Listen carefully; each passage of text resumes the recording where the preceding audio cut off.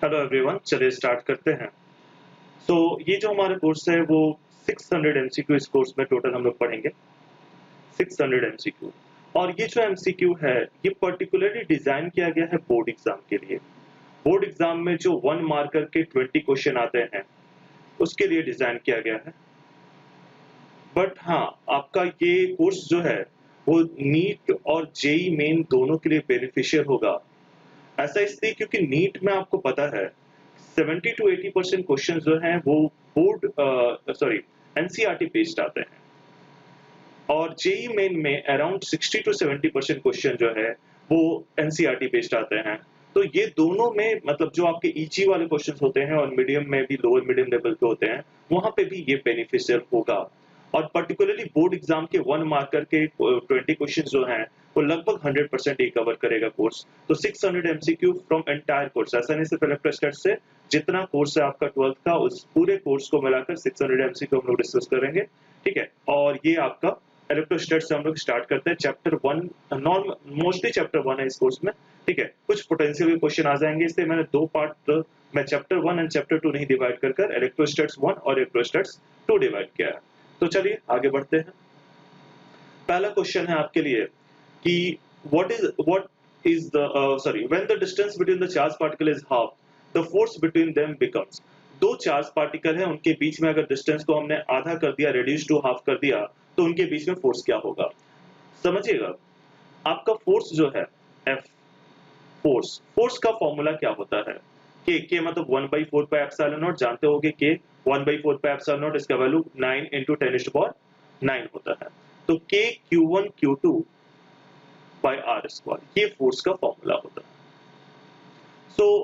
अब देखिए यहाँ पे आपने डिस्टेंस क्या किया, हाफ कर दिया, मतलब नया डिस्टेंस जो होगा वो हाफ हो जाएगा। चार्ज सेम है बट डिस्टेंस जो है वो हाफ हो गया। तो नया फोर्स जो होगा F1 वो होगा कि Q1 Q2 बाई आर की जगह आप लिखेगा R/2 का होल स्क्वायर। अब ये R/2 का होल स्क्वायर है तो ये R²/4 हो जाएगा।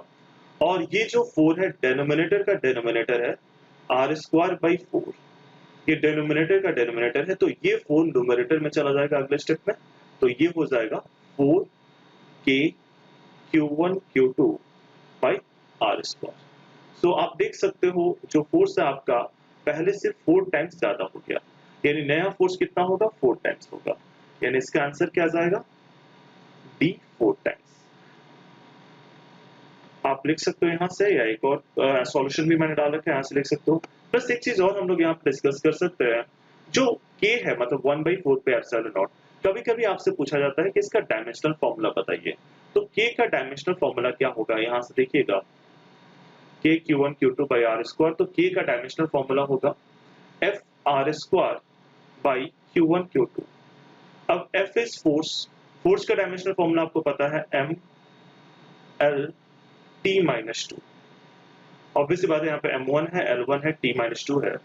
और R इज द डिस्टेंस का डायमेंशनल फॉर्मूला आपको पता है L²।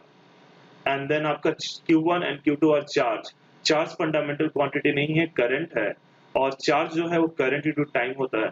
तो ये AT, करंट के लिए A यूज किया मैंने, एम्पियर इनटू टाइम, ठीक है, का होल स्क्वायर। अब आप इस इक्वेशन को सॉल्व कर लीजिए, जो आएगा that is your dimensional formula. ये आएगा आई थिंक M1 L1 और L2 ऐड हो जाएगा L3, और ऊपर T-2 है, नीचे से T² और आएगा तो -4 हो जाएगा, T-4 एंड A2। ये आपका डायमेंशनल फॉर्मूला हुआ K का। अगर एप्सिलॉन नॉट का पूछा जाए तो एप्सिलॉन नॉट आपको पता है K = 1/4 पे एप्सिलॉन नॉट होता है, तो एप्सिलॉन नॉट का इसका जस्ट रिवर्स हो जाएगा। मतलब M-1 L-3 T+4 और A-2 हो जाएगा एप्सिलॉन नॉट का पूछा जाए। तो ये दो एडिशनल क्वेश्चन भी हमने यहाँ पे देख लिया। अगला क्वेश्चन है Fg and Fe represents gravitational and electrostatic force. आपको ratio of Fg and Fe बताना है, मतलब ग्रेविटेशनल फोर्स 2 इलेक्ट्रॉन के बीच में Fg है और इलेक्ट्रिक फोर्स 2 इलेक्ट्रॉन के बीच में Fe है, इन दोनों का रेशियो बताना है। तो चलिए देखते हैं, सिंपल सा क्वेश्चन है ये हमारा। आपको पता होगा कि जो मास ऑफ इलेक्ट्रॉन है वो होता है, ये आपको इस क्वेश्चन में पता होना चाहिए, जो मास ऑफ इलेक्ट्रॉन है वो होता है 9.1 into 10⁻31 kg। अगर 9.1 नहीं भी पता है, 9 भी पता है, तभी ये क्वेश्चन हो जाएगा। मतलब 9 into 10⁻31 kg के आसपास भी पता है तब भी हो जाएगा। एंड चार्ज ऑफ इलेक्ट्रॉन, ये तो आपको डेफिनेटली पता होगा, 1.6 into 10⁻19 कूलम, ये तो काफी जगह यूज होता है। एंड कैपिटल जी का वैल्यू 11 थे, याद कीजिए क्या होता है। Capital G universal gravitational constant 6.67 into 10⁻11, ठीक है। Unit newton metre square by KG square, unit को तो साइड रखता है, अभी हर चीज ऐसे यूनिट बनाएंगे। और आपका के मतलब 1/4 पाई एप्सिलॉन नॉट, के मतलब 1/4 पाई एप्सिलॉन नॉट, वैल्यू कितना होगा 9 point, sorry not 9.1, 9 into 10⁻9, unit वही आपका newton metre square by KG square, but ऐसे यूनिट में हम लेंगे सब कुछ। सो नाउ फोर्स, फोर्स आपको ऊपर लिखना है ग्रेविटेशनल फोर्स, मतलब G, M1 M2, M1 और M2 दोनों बराबर है, यानी 9.1 into 10⁻31 का होल स्क्वायर, और बाई आर स्क्वायर दोनों में सेम रहेगा, तो अगले स्टेप में काट देंगे इसको, बाई के का भी वैल्यू हमें पता है, Q1 into Q2, Q1 Q2 दोनों E है, मतलब 1.6 into 10⁻19 का whole square divide by r square cancel कर देंगे हम लोग, ये आएगा आपका G बाई के, G का वैल्यू होता है 6.67 into 10⁻11, तो अराउंड 10⁻11 के रेंज में आएगा। और साथ में 9 का 81 भी हो जाएगा, तो 6.67 को 6.6 लिख देते हैं या 6.7 लिख देते हैं, और ये 10⁻11 आएगा, और ये 9 का स्क्वायर 81 ले लेते हैं, एंड 31 का स्क्वायर 62 ले लेते हैं, इंटू 10⁻62 डिवाइडेड बाई, तो आप देख लो ऊपर नेगेटिव पावर ज्यादा है, और नीचे का जो नेगेटिव पावर आएगा वो होगा, एक तो पॉजिटिव आ गया आपका 9 into 10⁻9 और इंटू 1.6 का स्क्वायर यानी 2.56 इंटू 10⁻19 है तो -38। तो आई थिंक आप देख पा रहे होगे ये -38 लिखा 10⁻। नेक्स्ट आते हैं, ये हो जाएगा आपका 6.7 into 81, अराउंड आप लेके चलिए 500 के आसपास, 500, और ये 10⁻11 एंड 10⁻, अप्रोक्स आंसर होगा 10⁻11 10⁻62, ये हो जाएगा आपका -73। सो पूरा का पूरा कैलकुलेशन है, और नीचे हो जाएगा आपका 18 के अराउंड, 9 into 18, और ये 0.5 है, सो हम लोग इसे 24 ले लेते हैं, 24 और 9 है और -38 है, +9 है और -38 है, यानी -29 हो जाएगा।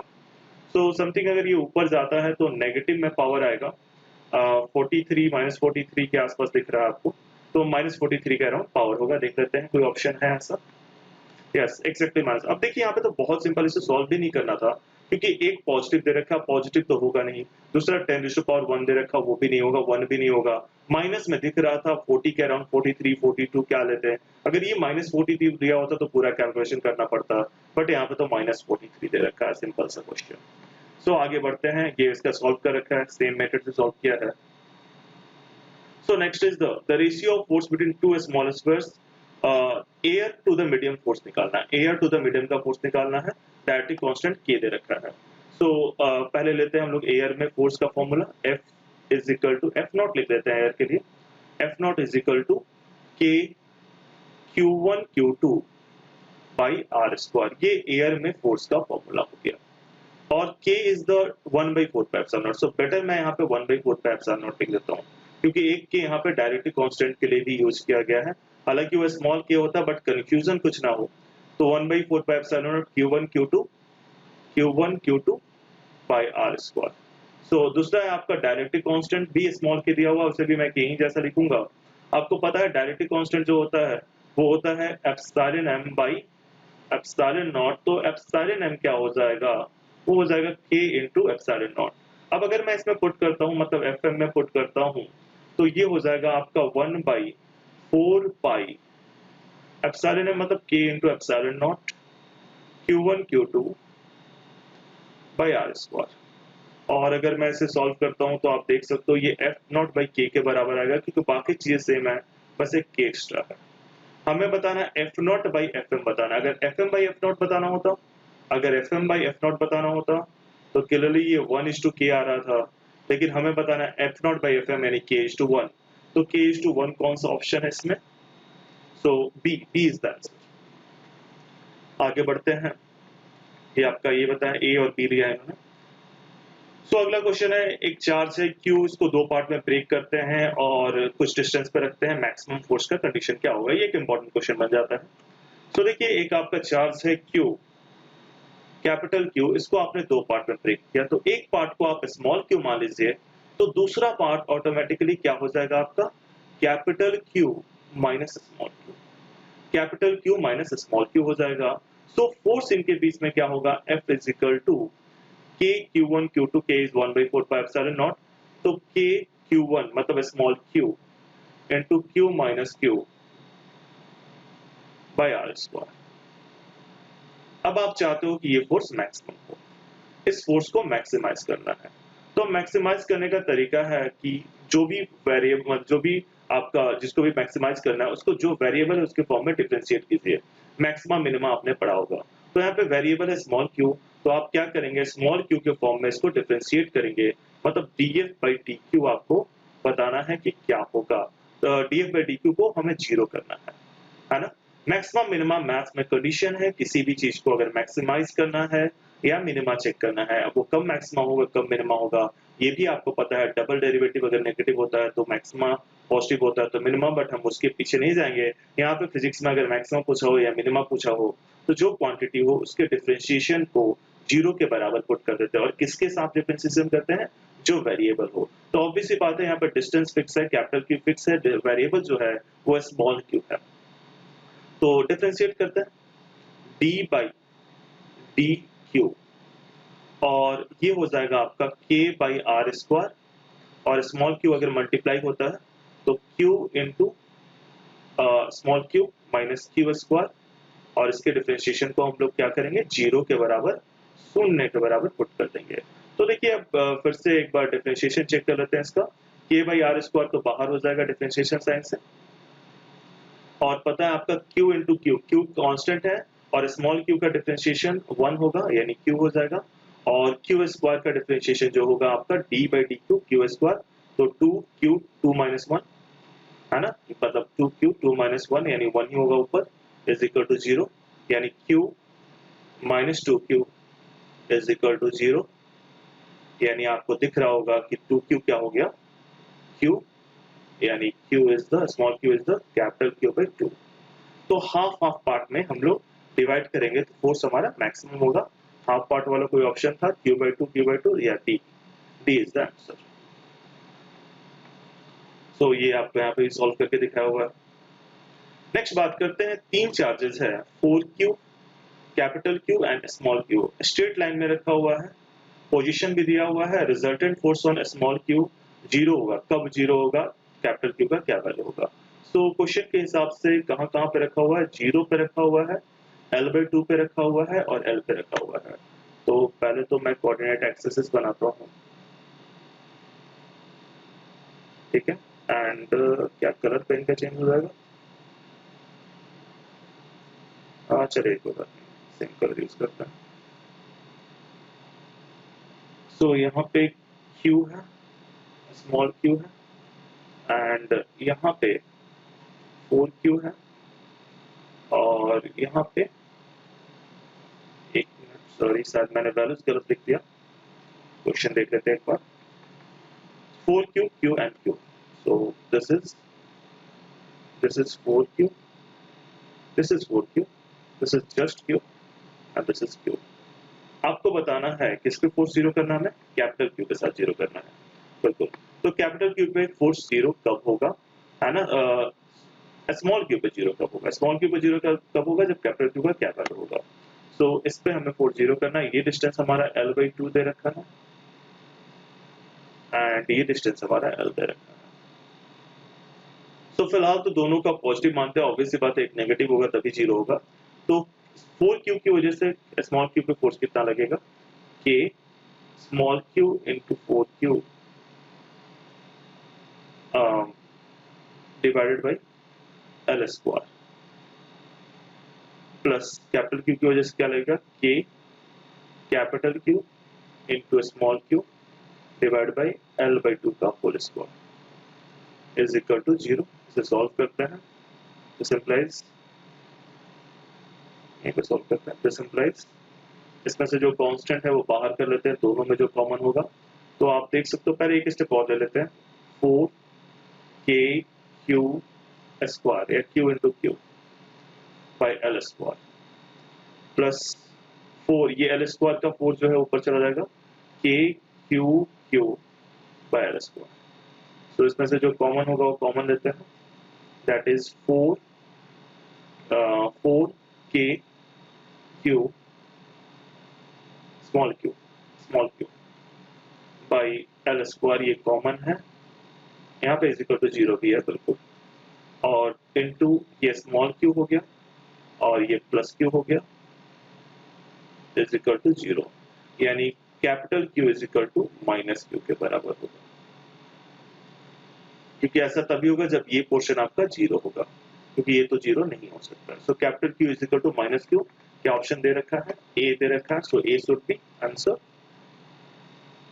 आगे बढ़ते हैं, नेक्स्ट क्वेश्चन। 3 चार्जेस हैं are placed on the 3 corners of a square.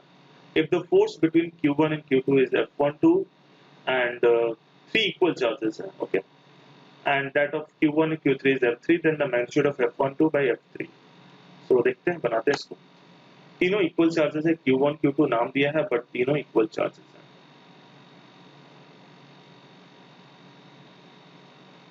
इस पोजीशन को 1 बोलते हैं, इस पोजीशन को 2 बोलते हैं और इस पोजीशन को 3 बोलते हैं। अगेन ये स्क्वायर है, स्क्वायर अगर दिख भी नहीं रहा है तो आपको स्क्वायर लेके चलना होगा। Q, Q एंड Q, ये 3 चार्जेस हैं आपके पास। आपको बताना है F12 और F13 का रेशियो। अगर ये A है, ये भी A है, तो ये कितना होगा, डायगोनल कितना होगा आपका A√2। बाई पाइथागोरस थ्योरम आप निकाल सकते हो। सो F12 आपका क्या हो जाएगा, force on 1 due to 2, force on 1 due to 2 is K Q1 Q2 मतलब K Q square by A square. और दूसरा हम निकाल रहे हैं F13, force on 1 due to 3, यानी ये भी होगा आपका K Q स्क्वायर बाई, इनके बीच में डिस्टेंस लेकिन A नहीं है, इनके बीच में डिस्टेंस है A√2, तो A√2 का होल स्क्वायर, और A√2 का होल स्क्वायर आपको पता है K Q square by 2A square हो जाएगा, 2A स्क्वायर। सो दोनों को अगर हम डिवाइड करते हैं, यानी F12 डिवाइड बाई F13 करते हैं, F12 डिवाइड बाई F13 कहते हैं, तो K Q square by A square divide by K Q square by 2A square.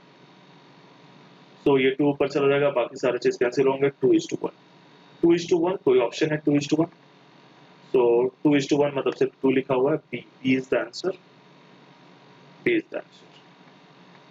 Solution भी दे रखा है इसका, आप देख सकते हो। तो ये क्वेश्चन नंबर 6 तक हो गया। क्वेश्चन नंबर 7 से हम नेक्स्ट लेक्चर में स्टार्ट करते हैं, छोटा लेक्चर रखते हैं।